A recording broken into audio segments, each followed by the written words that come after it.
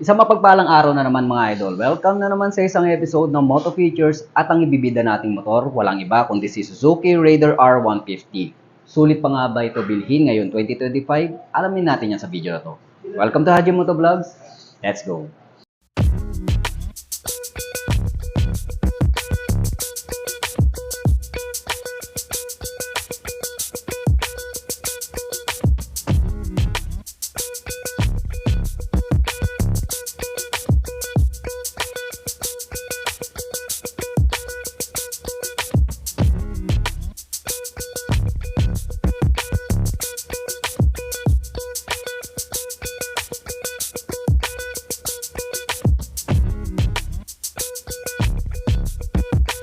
At ito na nga si Suzuki Raider R150. Tingnan natin kung sulit pa ba ito mga idol. Okay? So update natin ang kanyang itsura, specs at price na rin mga idol. Kung pasok pa ba sa budget. Unahin natin dito sa kanyang harapan mga idol. Okay, makikita natin yung kanyang signature na muka. So nandito nakalagay yung kanyang logo na Suzuki. At nandito naman ang kanyang F5 fuel injection na naka-emblem. So, it means fuel injection na po ito kahit 150cc mga idol. So, sa headlight naman niya makikita natin. Okay? LED na po siya mga idol. Tapos yung signal lights niya is peanut bulb. Makikita naman natin dito sa gilid niya nakalagay Hyper Underbone na decals na mayroong color na white and brown. So, ang kulay nga pala ng kabuuan nito is black na mayroong halong bronze or brown. Okay, sa kanyang mga mugs meron din siyang bronze. Okay, yung white color. Tapos makikita natin yung mga decals niya, Suzuki Raider, talagang pang sporty look ang design ng kanyang mga decals. Lalo na sa kanyang figures mga idol, talagang very sporty talaga. At napaka compact ng design nito, kayang-kayang isingit-singit sa mga malalang traffic. Okay? Pagdating naman sa kanyang suspension, gumagamit po ito ng telescopic fork. So, disc brake po para sa braking system na may 2-pot caliper. Tapos, mags po ang ginamit na may 70/90-70 na gulong at tubeless po ito mga idol. Dumako tayo sa likuran mga idol. So, dito naman yung kanyang taillight na merong round shape dito. At ang kabuuan niya is pointed na triangle. Tapos ang kanyang signal lights ay gumagamit ng peanut bulb. Taillight naman is ordinary bulb. Tapos nandito yung kanyang logo na Suzuki at meron siyang plate light.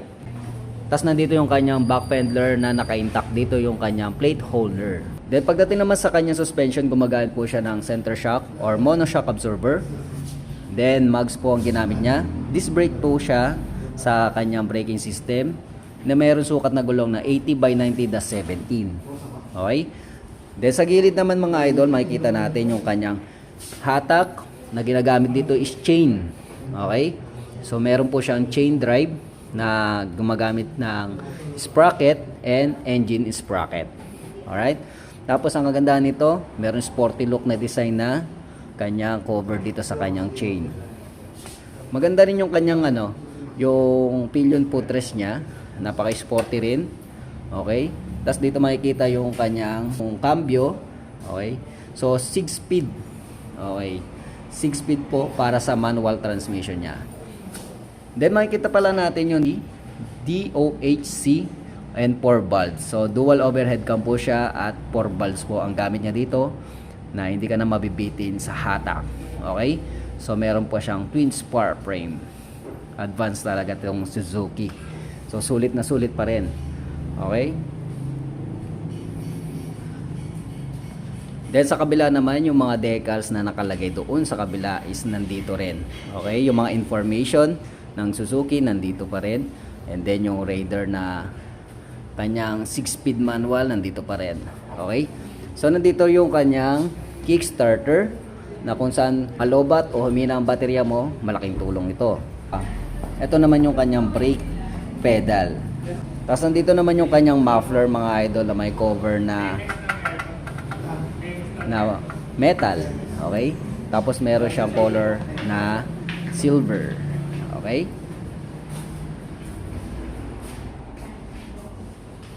So punta naman tayo sa taas mga idol, makikita natin yung kanyang fully digital na.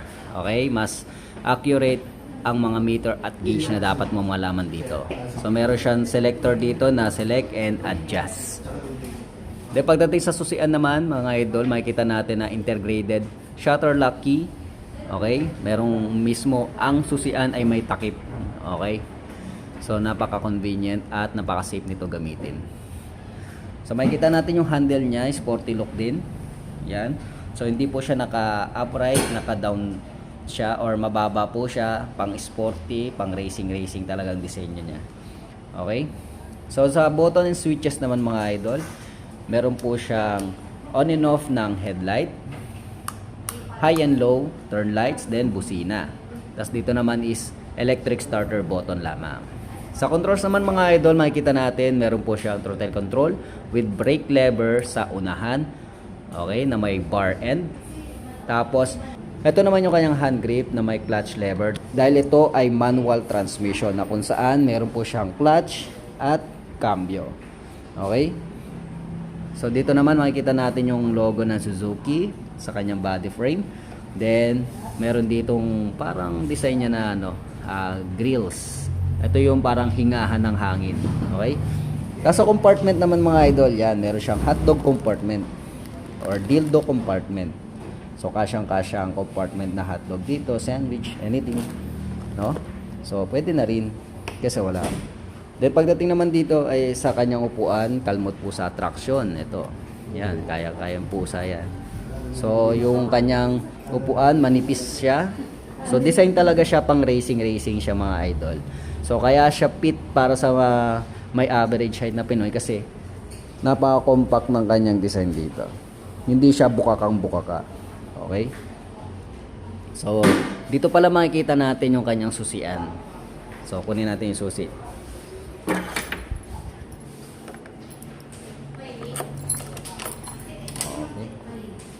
Okay, wala po siyang compartment dahil nandito na yung compartment niya. Okay? Ito na yung under seat na wala po siyang compartment dahil nandito yung mga ECU, battery, tapos yung fuel refiller na meron siyang alu-load system. Okay? Tapos dito naman ay meron siyang lagayan ng mga tools, ng mga basic tools lang mga idol. So yun.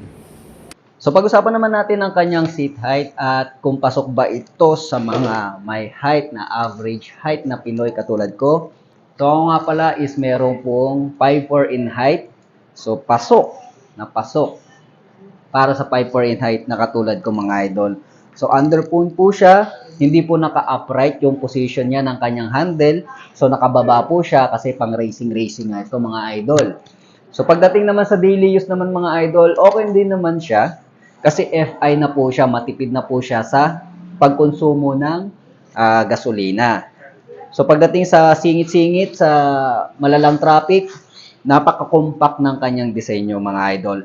Unlike sa mga ibang underbone like Yamaha, Honda, okay, ito naman kay Suzuki is napaka-fit ng kanyang or napaka-thin ng kanyang body.